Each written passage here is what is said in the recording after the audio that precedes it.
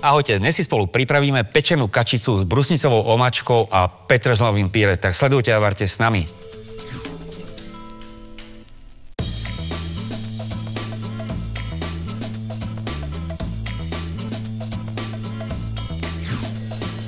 Pustíme sa rovno do prípravy. Začneme s kačicou. Kačica je deň dopredu nasolená. Okoreníme. Posypeme celou rascou. Prihodíme nakrájanú červenú cibulu. Stačí na mesiačiky. Rozmestníme okolo kačky a prisypeme aj sušené brusnice. Prilejeme červené suché víno. No a dáme do vyhriatej rúry na 180 stupňov piecť.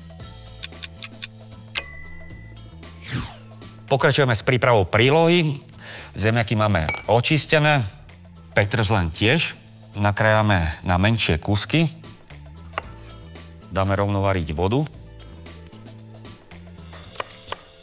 Nakrájaný petržlen dáme do vody a zemiaky nakrájame na podobné veľké kúsky ako petržlen.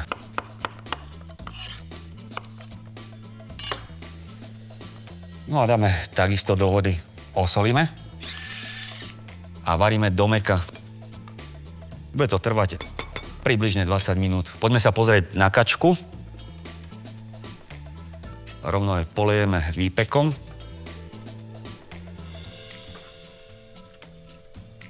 Kačka vyzerá fantasticky. Zemiaky by mali byť už mäkké. Precedíme, trochu vody si necháme. S ňou budeme riediť kašu. Do hrnca dáme ešte maslo. Na začiatku prilejeme trochu vody. No a potom budeme pridávať postupne, tak aby sme mali konzistenciu takú, ako potrebujeme.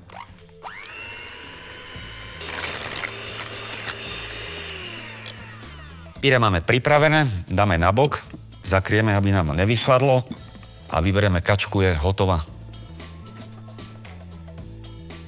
Vyzerá nádherne. Šťavu precedíme na panvicu, ktorú rovno rozpalíme.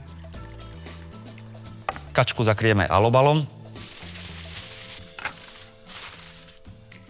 Do šťavy prihodíme ešte sušené brusnice a pozbierame nadbytočný tuk. Omáčku chvíľu redukujeme. V malej miske zmiešame hladkú múku s maslom. Odoberieme 1 lyžicu múky, 1 lyžicu masla, tak toto spolu zapracujeme. Do omáčky ešte prihodíme maličké bobkové listy, stačí takéto 2 kúsky a lyžicu medu.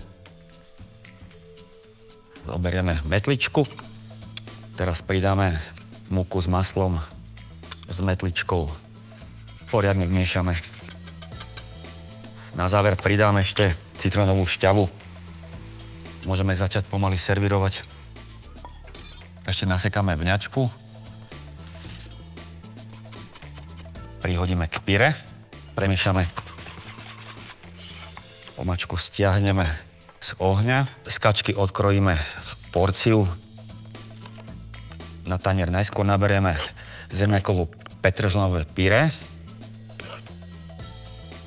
Pridáme krásne upečenú kačku. Stehno aj trochu prs. Prelejeme výbornou brusnicovou omáčkou s červeným vínom. Môžeme dozdobiť ešte pár drobnými listkami vňate. Kačku máme krásne naservírovanú. Jedine, čo mi ostáva, vám všetkým popriať dobrú chuť. Tento vynikajúci recept, ako aj ďalšie, nájdete na našom YouTube kanáli. Prihláste sa na odber.